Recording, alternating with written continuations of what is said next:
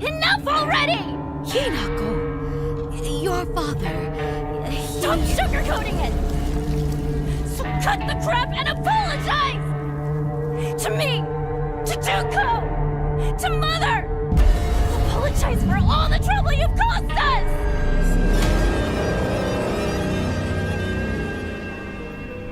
Hello everyone, and welcome back to another gaming review, and today we got Silent Hill F.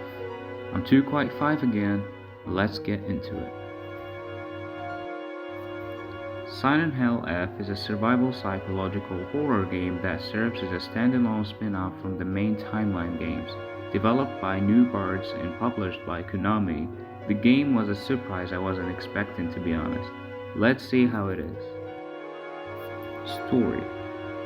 At the very first moment of the game, you won't notice that much of the story. You will basically think it's another cheap horror game at first, but then you will uncover hidden secrets within the game and the message the game tries to send. And did I mention that the game has 5 endings?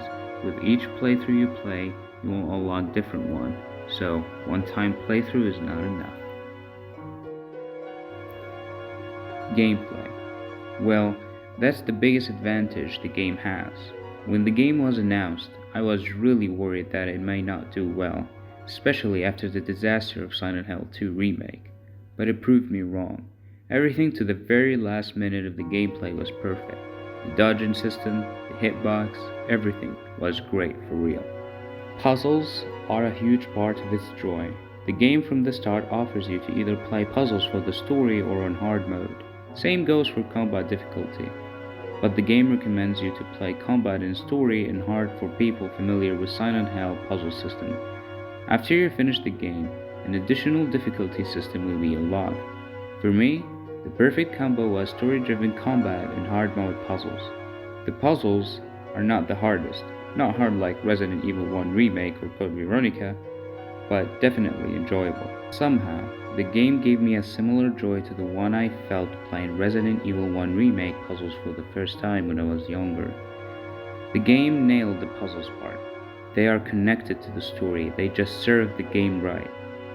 The way puzzles and gameplay worked sometimes reminded me of White Day, a labyrinth-named school game.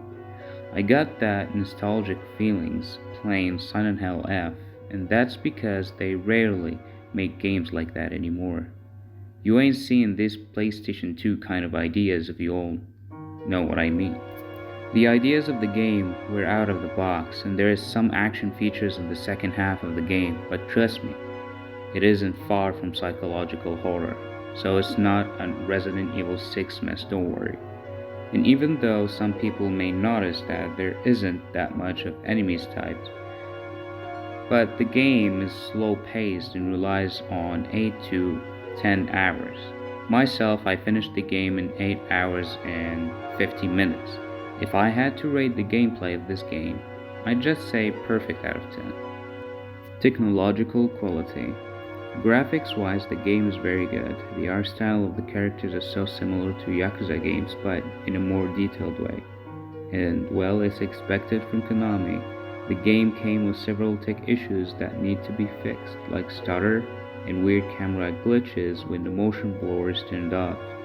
But if you want to play it on high settings, which is very stable in this game, unlike MGS Delta or Silent Hill 2 Remake, you just need to turn on DLSS on quality and you will be fine. But that gives us another issue. The game is made to be played with DLSS or AI in general.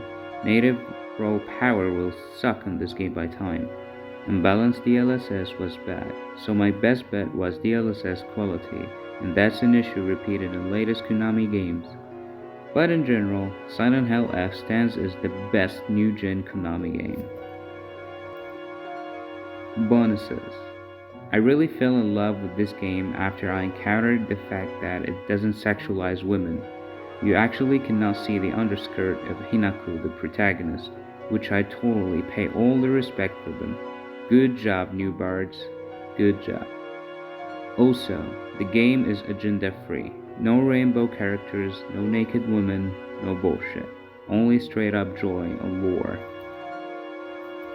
Note that the game falls in the horror genre, so there is gore scenes, but also note that it's not gory as it's described in the media. I think it's moderate, and that's what I want. I don't want meaningless gore. The game takes its horror from the very same beauty it has, but can't deny the scary moments either.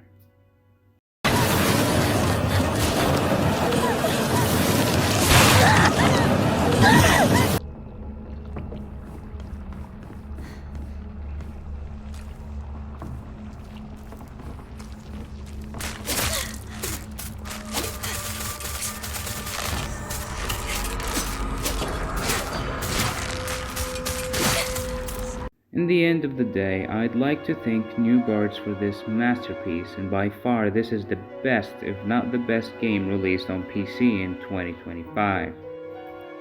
I still have other videos ideas, so make sure to smash the subscribe button and scare the life of the like, and I'll see you around in another video. May God protect you all. Too Quiet was here, and I'm out.